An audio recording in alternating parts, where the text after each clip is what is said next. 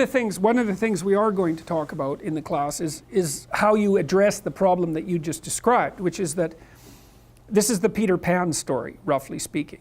Peter Pan is this magical boy. Pan is the god of everything, roughly speaking, right? And so it's not an accident that he has the name Pan. And he's the boy that won't grow up. And he's magical. Well, that's because children are magical. They can be anything. They're nothing but potential. And Peter Pan doesn't want to give that up. Why?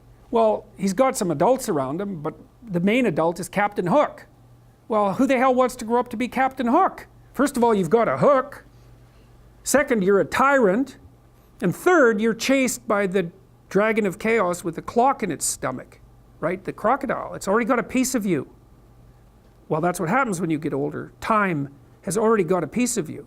And eventually, it's got a taste for you. And eventually, it's going to eat you. And so Hook is so traumatized by that he can't help but be a tyrant. And then Peter Pan looks at traumatized Hook and says, well, no, I'm not sacrificing my childhood for that. So that's fine, except he ends up king of the Lost Boys. In Neverland, well, Neverland doesn't exist, and who the hell wants to be king of the Lost Boys? And he also sacrifices the possibility that he'll have a real relationship with a woman, because that's Wendy, right? And she's kind of conservative, middle class, London-dwelling girl. She wants to grow up and have kids and have a life. She accepts her mortality, she accepts her maturity. Peter Pan has to content himself with Tinkerbell. She doesn't even exist. She's like the fairy of porn. She doesn't exist. She's the substitute for the real thing. And so, but the dichotomy that you're talking about is very tricky, because there's a sacrificial element in maturation, right? You have to sacrifice the pluripotentiality of childhood for the actuality of a frame.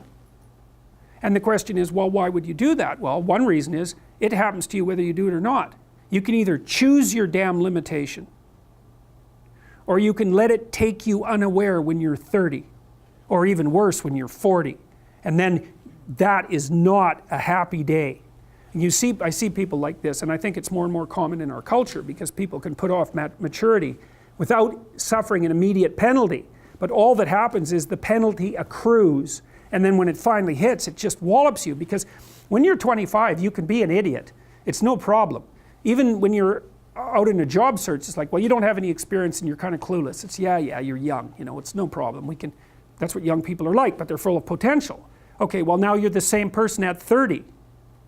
It's like people aren't so thrilled about you at that point. It's like, what the hell have you been doing for the last 10 years? Well, I'm just as clueless as I was when I was 22. It's, yeah, but you're not 22. You're an old infant, right? And that's an ugly thing, an old infant. So part of the reason you choose your damn sacrifice, because the sacrifice is inevitable, but at least you get to choose it. And then there's something that's even more complex than that in some sense, is that the problem with being a child is that all you are is potential, and it's really low resolution. You could be anything, but you're not anything. So then you go and you adopt an apprenticeship, roughly speaking, and then at least you become something. And when you're something, that makes the world open up to you again. Like if you're a really good plumber, then you end up being far more than a plumber, right? You end up being a good employer. Not that plumbers, I'm not putting plumbers down. It's like more power to plumbers. They've saved more lives than doctors. So, hygiene, right? So, if you're a really good plumber, well, then you have some employees, you run a business, you train some other people, you enlarge their lives, you're kind of a pillar of the community, you have your family. Once you pass through that narrow training period, which narrows you and constricts you and develops you at the same time, then you can come out the other end with a bunch of new possibility at hand. And Jung talked about that. He thought that